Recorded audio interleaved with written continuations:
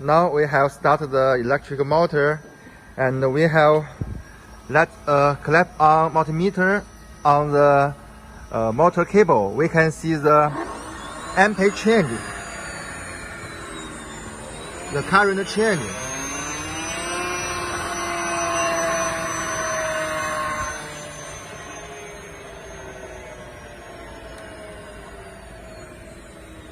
When the motor speed change, and you can see the float change of the cable.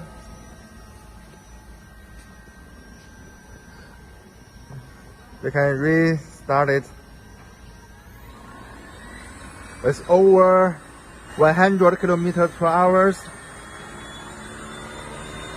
and the ampere up to the 6, 7